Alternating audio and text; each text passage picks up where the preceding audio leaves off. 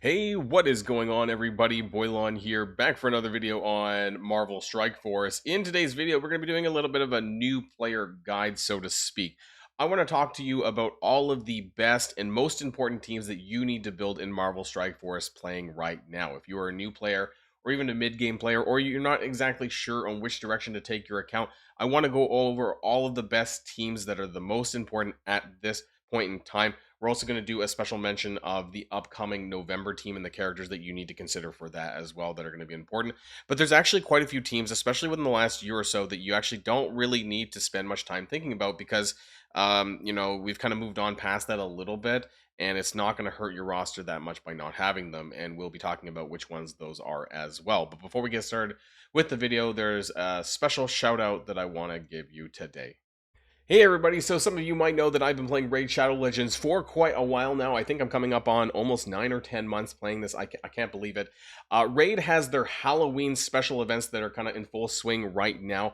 There's also some other things that I really want to share with you because this is starting to end soon. And if you get involved now, then you're going to get a really good chance to pick up some great rewards. Because right now, we're kind of on the backdrop of the Teenage Mutant Ninja Turtles collaboration event by Paramount. So this is super amazing that you can get Michelangelo absolutely free for playing within the first 7 days of a brand new account. But that's not all, because there's plenty of other opportunities as well in Raid, including if you download using the QR code in the top right hand of the screen, you can get yourself an amazing legendary character, Karato Foxhunter of the Shadowkin faction, and also more amazing characters that you can get by starting your journey off. So there's 3 different epic characters, Ugo, Tagore, and my favorite, Deacon Armstrong, that you can get at account levels 15, 30, and 40, which is really amazing. And that's not all, because you can get yourself a 3rd legendary champion. So that's Karato, that is Mikey, and now we have Tahanarak, a Void legendary champion, by using the special promo code Desert Queen within the first 48 hours of a brand new account. So now is the best time to get started with Raid Shadow Legends. If you've ever thought about doing that, make sure that you download using the link in the description down below, or you use the QR code in the top right. I'll see you guys there. Alright, and we're back, and some of you might actually wonder, well, Boilon, how do you know where to start your account journey off? And what I mean by that is, what teams should you kind of start from? And a lot of people don't really know kind of when characters were released, what teams were released when. I've been keeping track of that. Some of you might know this, but if you're a new player, you maybe don't. I have this spreadsheet where I basically track all of the character releases and the team releases and exactly when. This also gives me a good idea to, like, when I recommend characters and teams, where to cut things off, what's important, and what's not important. And I basically, at this point in time, to make things very simple, this squad tab on the very top is actually very nice because it does arrange things largely by their release. So if you scroll from the top to bottom, right, you have Brimstone at the very top, which is the latest team. We're going to have a new November team, which is basically, I'm calling it the Iron Fist team because there's a lot of that. We'll talk about that towards the end, though, because that is something that you should also be thinking about going around the bend. But if you scroll down, I'm like, where should you really start at?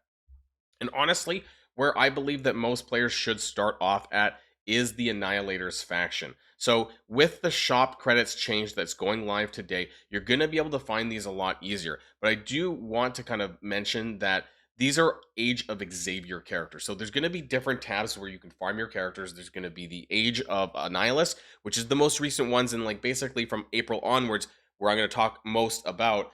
And then there's the Age of Xavier, which is going to include some of these teams as well. So the Annihilators team is still worth it, at least Gladiator, Thanos, and Gore. Those 3 characters are going to help you a lot. Right now, the Fantastic Four MCU are not farmable quite yet, so these are very strong cosmic characters that you can use in a variety of different content where that's needed. So that's important to note there.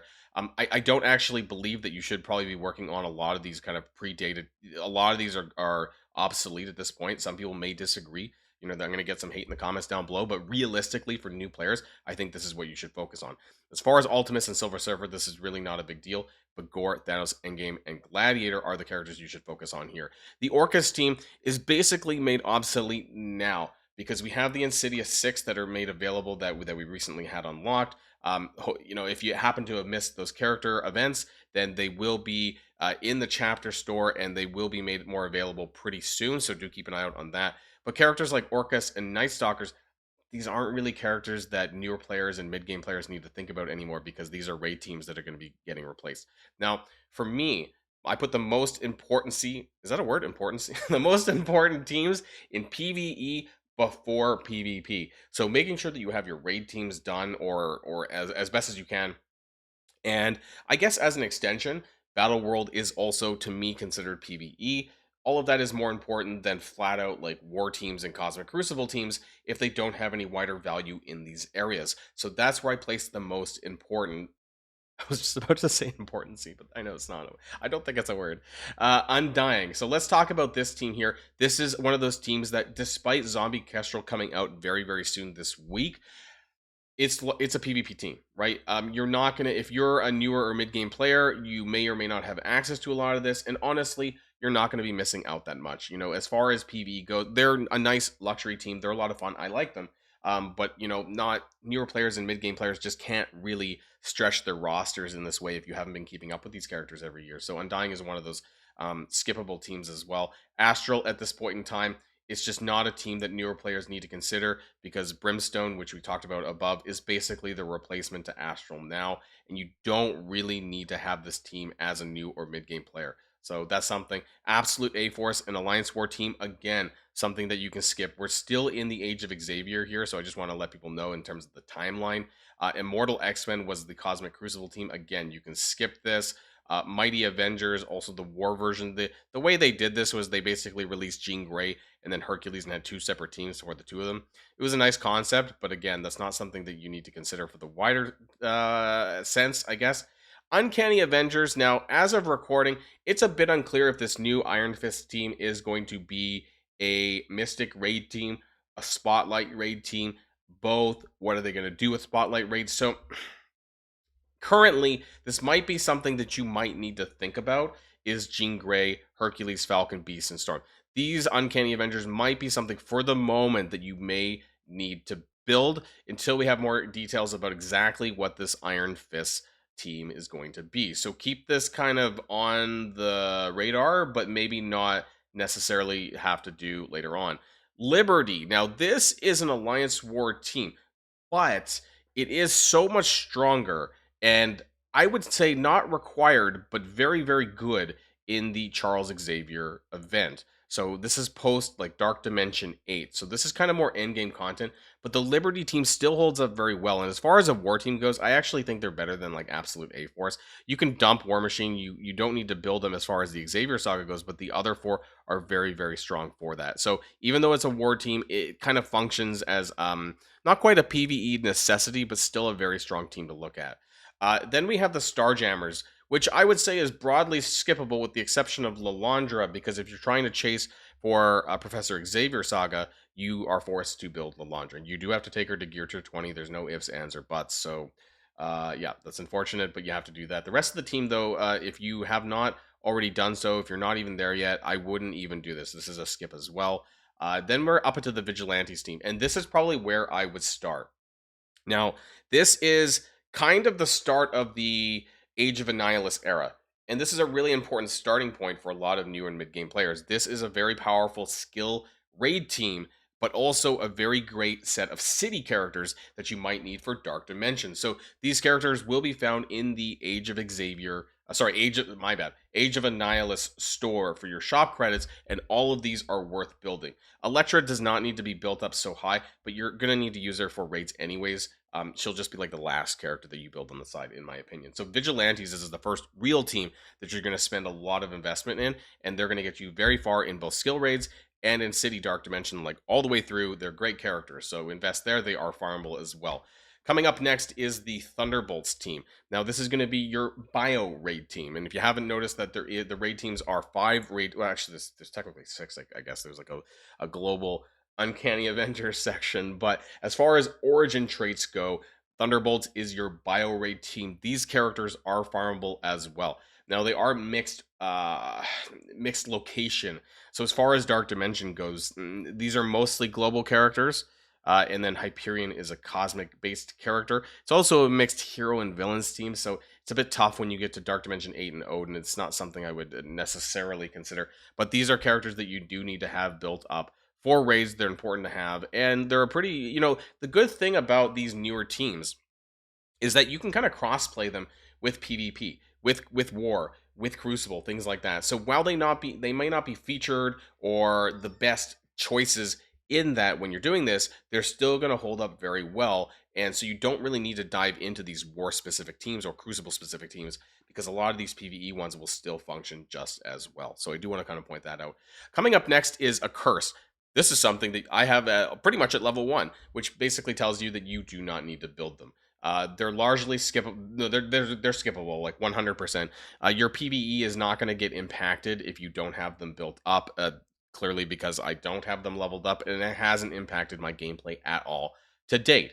Now, if this changes somewhere down the line, I don't know, later in the Annihilus saga, that they're like, okay, now you need to build a curse. I guess I'll have to revisit that, and I'll make a different video about this. But for now, this is a totally skippable team that you don't need to consider. There's also the 2.0 accursed version that has Azazel in it, and we'll talk about that when we get up to the Hellfire Club. So that's something to note there. Fantastic Four MCU, best team on the market. Now, they're going to be farmable very, very soon. The Thing and Human Torch are farmable, so you can find them. You can just click on the characters. You can go into the find button. You can go into they're actually part of the Age of Annihilus store. You can find them in there. But the latest characters, the Invisible Woman, Sue, and then can I go back? How many times do I have to click the back button? And then we have Invisible Woman, sorry, Mr. Fantastic, of course, and Franklin Richards. They're amazing, but they're not farmable just yet, but they should be very soon, within a week. This is your main arena team. So if you're a new mid-game player, hell, even late-game players, all of us are using Fantastic Four MCU. We're using the new characters, Franklin, Reed, and Invisible Woman. They're just super powerful. Sue is an absolute powerhouse. Franklin is a powerhouse. This team should be basically your number one priority, once they become farmable, because they're very, very good. They're also going to double dip for your cosmic sections for Dark Dimension as well. So very, very powerful set of characters here to consider for that. So that's something that I wanted to let people know about this. And of course, this is an arena team. It's really, really great. Coming up next, we have Hellfire Club. Now, this is going to be your mutant raid team that's come out not too recently. Again, they're not going to be farmable for a little while, especially until after Fantastic Four. So probably not until like end of November, I think, at this point. But we have Sebastian Shaw, Azazel, and Rachel Summers as the new characters here, and then Madeline Pryor and Emma Frost, who are farmable as well, which you can find in the Age of Annihilus store. Of course, we are deep into the Age of Annihilus. So great characters there. Again, they function fairly well in PvP. Like most of these teams are going to do very, very well in PvP game modes, where you don't really, as a new player, you don't really need to focus on this kind of stuff. So it's important to know that.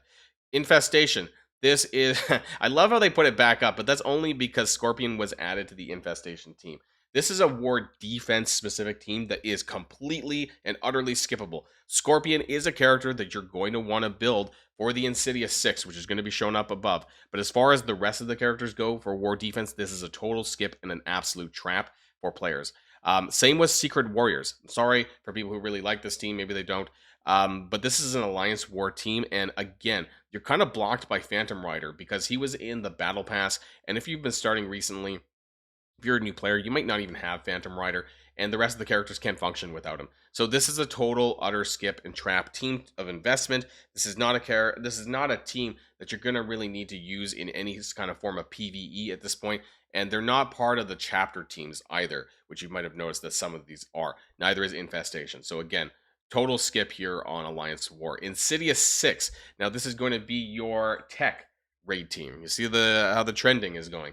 So we have Insidious 6 here. Scorpion is here on the market on this team. We have Superior Spider-Man and Hobgoblin. The great thing about this team, though, is it actually works very well in PvP as well, namely Cosmic Crucible.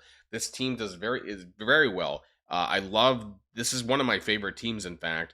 For a raid team, they perform very well in Alliance War and in Cosmic Crucible. So very, very well-rounded team here. Again, this team is not going to be farmable for a little while. This is probably going to be another 2 months. So hopefully you manage to pick these characters up. But if not, you can exchange your chapter store currency, whether that's your current antimatter or the upcoming sigils. You'll be able to buy these characters in that shop as well, with Vulture and Shocker being farmable right now too. And then finally, we have Brimstone, right? This is kind of the team that we're working on right now. Now, this is an Alliance War team, but it is very, very heavy in Battle World, which to me makes it both a PvP and a PvE featured team. So this team is very important.